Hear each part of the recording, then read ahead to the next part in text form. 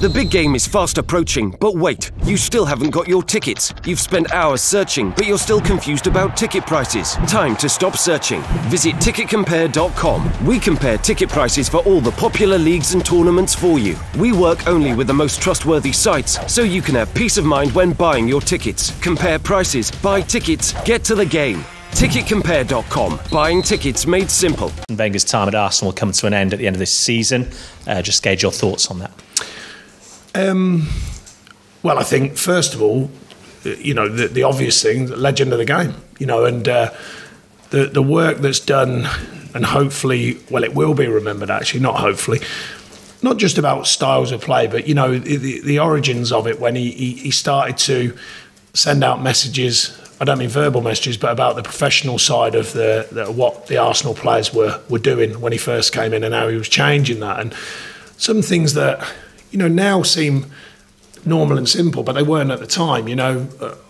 Hydration in football, it sounds a simple thing, but, taking it to a real high level of making sure the players were rehydrated, making sure the foods they were eating were correct, making sure their kind of health and well-being was right.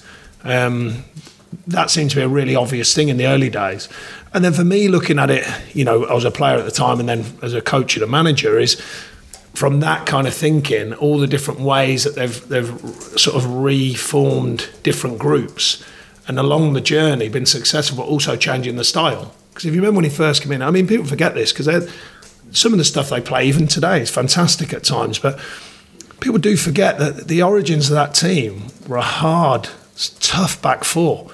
He brought in two kind of, players who were really centre-halves in France and played them in centre midfield. So that was a hard, fast team that was organised. It could play gritty, but they still had some, obviously, fantastic individuals with Bergkamp, Wright, people like that. But then to morph that slowly but surely over many years into this more kind of open, passing style of football, I think that has to be recognised, because that's not easy to do. That takes time. It takes belief in the players, belief in the recruitment of players, and the work that he's done with varying coaches along the way.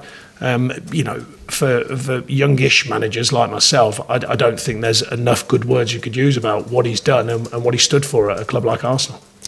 That early team that you spoke about had a mental toughness, a resolve about it. I know after last night's game, albeit in defeat, that was something you spoke about here at Burnley. Is that a sign of how far your team's come and progressed over the course of this season?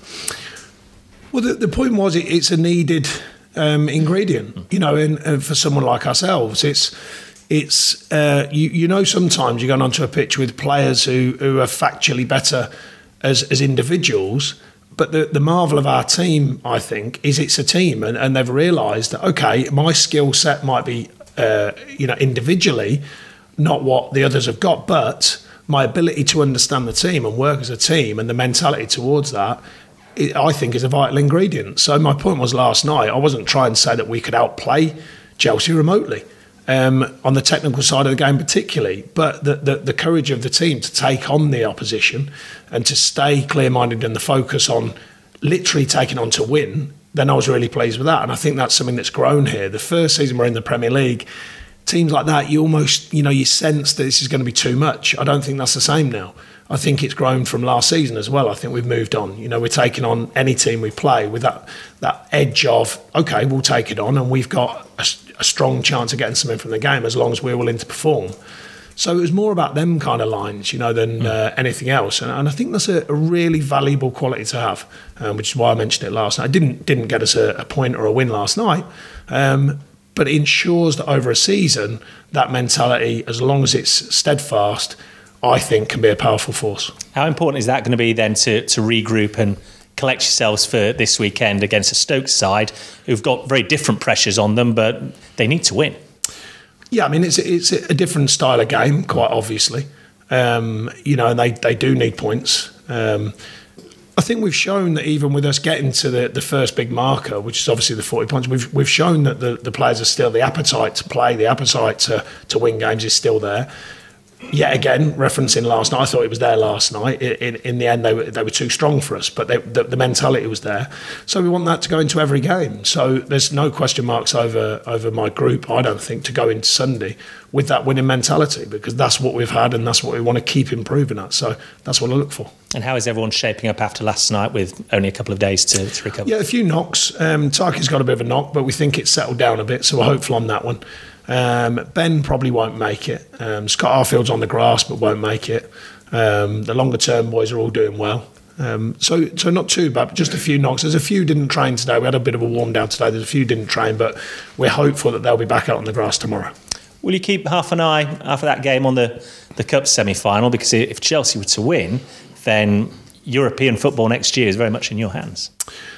I don't think we need to keep an eye on it. I think there's enough noise and enough coverage about it. So it's more a case of seeing what happens, and we'll whatever does happen, we'll adjust accordingly. Do you relish the fact that you've put this side in that position now, that there is so much noise and so much spoken about the possibility? I think so. It's a good thing for a club like Burnley, to have some media attention, for the right reasons, and I think that's a positive thing. The team, the players have earned the right, I think, by the way they've handled the season and continue to challenge themselves as much as anyone to go and win games. And the one thing I've been pleased of, there's certain spells in a season when you have a bit of luck and people go, they've had a good run, etc., and that can happen, and you take it, by the way.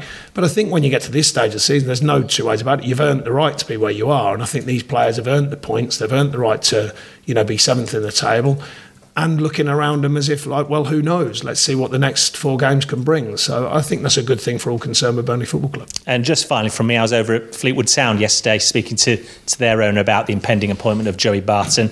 He was rich in his praise for the work he felt you'd done with him in his time here. What are your thoughts on that surprise appointment from this summer? I don't think it's a surprise so much to me. In his thirst to coach, manage, he's a strong professional, Joe. And I can only really speak, as I've said many times, about what he did here and how he adjusted to what we offer the players here, and he was first class. So, I felt that there is a student of the game, to coin the phrase, in him. He does want to continue to learn and progress, and despite what some people may think, he has got an opinion for sure. And he's got a strong opinion, but I don't think he thinks he's got every answer. He is willing to listen. He takes advice. I speak to him semi-regularly, and I've always got time for him. And I think he does. I think he asks you, but he wants to listen. He wants to take on your opinion, and I think he wants to add in to what his own instinct for the game is. Obviously, the proof will be in the pudding. But one thing, massive credit in the sense that, I think Fleetwood are a very good club, but you could argue that he could have waited, he could have tried to get in a higher level, but he's actually accepted the challenge and willing to get his hands dirty and actually learn the game as a manager, literally right in front of you. And it's not easy. I played in them divisions; they're not easy divisions. So I must say he's certainly said, yep, okay, I'll go and get out there, learn, as I'm doing it. So I think that's a good thing. Thank you. Thank you. Hello, Sean. Going to Stoke, the situation there and at this stage of the season, how difficult is it to match them in terms of the desire and all the work rate and everything else that comes with it, considering how desperate they are for points? Well, we'll see, because, you're right, they have got a lot at stake at the moment. And that can work either way, though, don't forget. Some teams you've seen them rise to that. And some teams you've seen them find that really difficult, and they've actually almost played within themselves, and a bit of lethargy can come from that kind of feeling. And we flirted with that ourselves last season for a little bit and then come away from it. And obviously we went through it the first time we were in the Premier League, and it's tough, and you can't always flick the switch. It's a human emotion to get out there. So I don't think we can overthink whether they're going to come out the traps, if you like, flying. But my main job is always to register what we're going to do. And I think I continue to see my team motivated. So there's no reason to question that. And then when the whistle blows, that's when the real work happens. What have you made of the job that Paul Lambert's done there? Things like any manager taking over, it's difficult, to try and put your stamp on it, to try and change what he wants to change. I don't know what he wants to change about it from inside, but, there must be things that he wants to. And there may well be lots of good things going on there. The thing that he knows and I know, and I speak about this a lot, we are the main judgment as a manager is just what happens on the league table. How many points are you getting? But he'll be well away, certainly, long in the tooth enough to know the challenges of going in there. And then once he's got in there, I'm sure he's fathomed out what he needs to do. Now they're waiting for that next win, them next points. It's not easy. The Premier League's not easy, that's for sure. But he's certainly got enough experience, I think, to continue the work he's doing. And, he'll be fighting, that's for sure, to get them out of it. Just going back to Arsene Wenger, when you were talking before about the sort of nutritional side of things, the diet, the hydration, even the well-being of players and things like that, in terms of like modern English football, the modern Premier League, has he had sort of the biggest influence on changing things over the years? Well, the reason why I referenced it is because I think that was, like I say, that seems normal talk now when I'm talking about, health, well-being, rehydration, diet, but then it wasn't. That era, that was quite a breaking ground, really.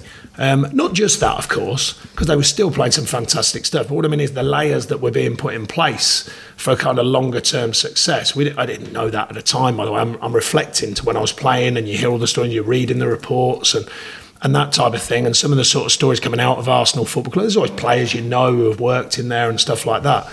And then from that, it kind of continued to grow and continued to improve, and then some fantastic signings in the early days, particularly from his knowledge of the European market. Players who we hadn't really heard that much of. I think the biggest one was probably Anelka. I can't remember, was it like 600,000? They sold him for 25 million or 23 million, built a training ground, etc., etc. So, that again leads me on to the next superlative, which is about the business model of Arsenal and how he's guided the club through that. Not just him, but I mean, I'm sure he has a big say in that. And I just think these things, it's funny because obviously a lot of question marks over this season, maybe the last couple of seasons, but I do think that the decision's been made and then all the reflections will come out. And I think, it's already started. You'll see people who have been, let's say, questioning him heavily or suddenly decide, I forgot about all them things that he did for them 20 odd years and all the successes. And rightly so. They should be all come out and say, right, we felt there was change. I've been opening saying that, but now let's look at all the different things that have happened. And not just him, but he's certainly amongst the best, as a young manager myself, the best I've seen. Sir Alex, quite obviously, in my opinion, out there as number one. Arsenal's a close push on that from my lifetime of watching managers and how they've not just affected a team, but the whole feel of a club. When he goes in the summer, you'll go up the list as one of the longest serving managers again, up another place. Can you ever see anyone now staying in a job for 22 years? I doubt it.